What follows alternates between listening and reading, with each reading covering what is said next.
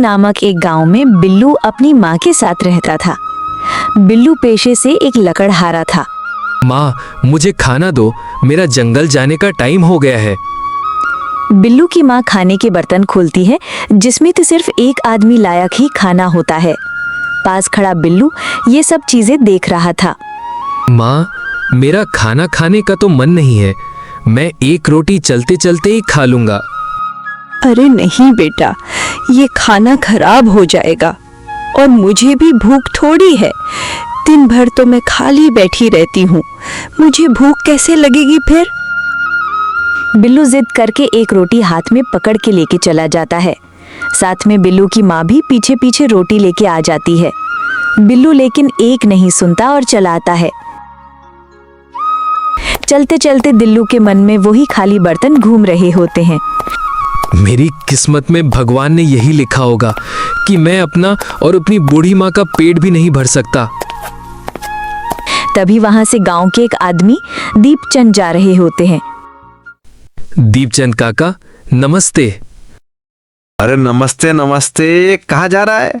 अरे तू तो जा भी कहाँ सकता है, पेड़ काटने जा रहा होगा। अरे कुछ पढ़ लिख जाता तो कुछ बन जाता। बिल्लू वहां से नजर झुका के आगे चला जाता है। और दिन बिल्लू खुशी खुशी अपने काम पे आता था। लेकिन आज बिल्लू का मन बिल्कुल विचलित हुआ पड़ा था। वो आगे चल के एक पेड़ के नीचे बैठ जाता है। तभी वहां से एक बूढ़ी औरत आती है और कहती है, बिल्लू हैरान हो जाता है ये सोच के कि ये औरत मुझे कैसे जानती है, वो भी मेरे नाम से। वो फिर से कहती है, बिल्लू, मुझे मेरे घर के लिए लकड़ी काटनी है, मुझे अपनी कुल्हाड़ी दे दो। मैंने अपनी कुल्हाड़ी इस औरत को दे दी तो मैं लकड़ी काटूंगा। बिल्लू बिना कुछ कहे आगे चला जाता। तभी वहां अचानक हवा चलने लगती है।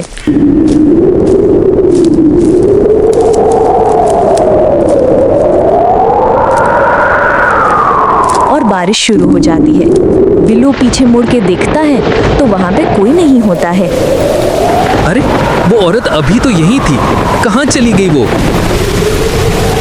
बिल्लू घबरा जाता है और वहां से आगे भाग के चला जाता है। जैसे जैसे बिल्लू आगे बढ़ता रहता है वैसे ही बारिश भी बढ़ती।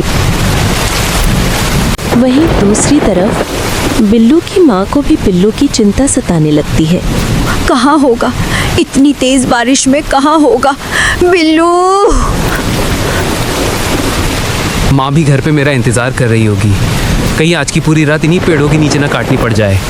किसी तरह बिल्लू ने घर जाने का फैसला लिया और बारिश में ही घर के लिए निकल गया। चलते चलते रास्ते में बिल्लू को करीम भाई मिल जाते हैं। अरे बिल्लू, इतनी रात को और इतनी तेज बारिश में इस घने जंगल में क्या कर रहे हो? करीम भाई, मैं आया तो लकड़ी काटने था, पर इस बारिश की वजह से यहीं फंस गया। अरे बिल्लू, इतनी रात को इस घने जंगल में रुकना ठीक नहीं है। और क्या करीम भाई, आप कुछ छुपा रहे हो क्या मुझसे? गांव के हालात कुछ ठीक नहीं है बिल्लू। कैसे हालात करीम भाई? बिल्लू, मैं जब गांव से इधर की तरफ आ रहा था तो गांव में काफी पानी भर चुका था। पता नहीं अब गांव की स्थिति कैसे होगी। ठीक है करीम भाई, मुझे जल्दी से अपने गांव पहुंचना होगा। बिल्लू को अपनी माँ की चिंता सताने लगी। वो जल्दी से गांव के लिए निकलता है। शुक्र है भगवान, पूरा गांव सुरक्षित है। फिर बिल्लू की नज़र अपने घर की तरफ पड़ती है तो वो देखता है कि बिल्लू की माँ दरवाजे पे बिल्लू की राह देख रही होती हैं। आ गया बेटा बिल्लू, मैं तो बहुत डर गई थी। बेटा, तूने कुछ खाया भी नहीं था, सुबह पूरे दिन भूखा रहा तू और इतना सब कुछ भी सह लिया। माँ, मैं तो डर ही गया था। करीम भाई ने बताया कि गांव में पानी भरने को है। हाँ बेटा, पूरे गांव में पानी आया था और निकल भी गया, लेकिन मुझे तेरी चिंता सता रही थी बिल्लू। मैं कब से तेरी राह देख रही थी। चल अब खाना खा ले। रात का खाना खाने के बाद बिल्लू लेटा ही था कि उसके मन में ध्यान आता है उसी औरत का जो उसे जंगल में मिली थी। आखिर कौन थी वो औरत? अचानक गायब हो गई और मुझे कैसे जानती थी वो? दूसरी सुबह बिल्लू रोज की तरह बिल्लू अपनी कुल्हाड़ी उठाकर जंगल में चला जाता है, जहां उसने वो औरत देखी थी। कल तो वो औरत मुझे यहीं पे मिली थी। चलो अपने काम पे लग जाता हूँ, छोड़ो इन सब बातों को। बिल्लू अपनी कुल्हाड़ी से एक पेड़ काटने लगता है। तभी एक आवाज आती है। बिल्लू अपनी चारों तरफ देखता है, उसे कोई नहीं दिखाई देता। वो फिर से पेड़ काटने पे लग जाता है। तभी उसकी नजर अपनी कुल्हाड़ी पे पड़ती है। अरे ये खून कुल्हाड़ी पे कैसे आ गया? तभी पीछे से वो औरत आ जाती है और कहती है, रुको।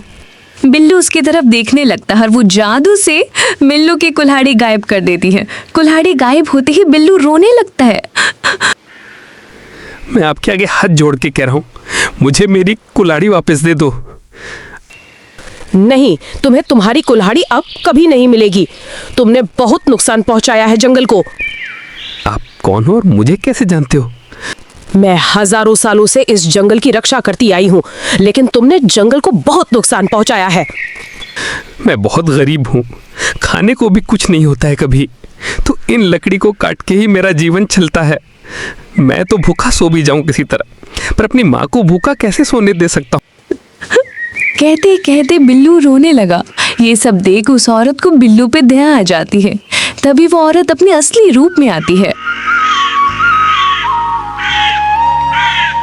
और बिल्लू को उसकी कुल्हाड़ी के साथ एक पोटली भी देती है और कहती है, मैं तुम्हारी कुल्हाड़ी तुम्हें वापस कर रही हूँ और साथ में तुम्हें ये पोटली भी दे रही हूँ। शायद ये तुम्हारे कोई काम आ जाए। बिल्लू कुल्हाड़ी और पोटली लेके घर की तरफ चला जाता है।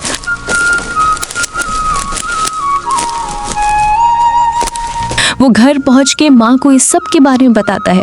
वो दोनों फिर उस पोटली को खोलते हैं। खोलते ही वो दोनों चकित हो जाते हैं। उस पोटली के अंदर उन्हें बहुत सारा सोना चांदी मिलता है, जिससे वो शायद अपना पूरा जीवन आराम से जी सकते थे। फिर एक नई सुबह होती है, जिसमें बिल्लू को लकड़ी काटने नहीं जाना पड़ता। उसकी माँ को झूठ बोल के भूखे नहीं रहना पड़ता।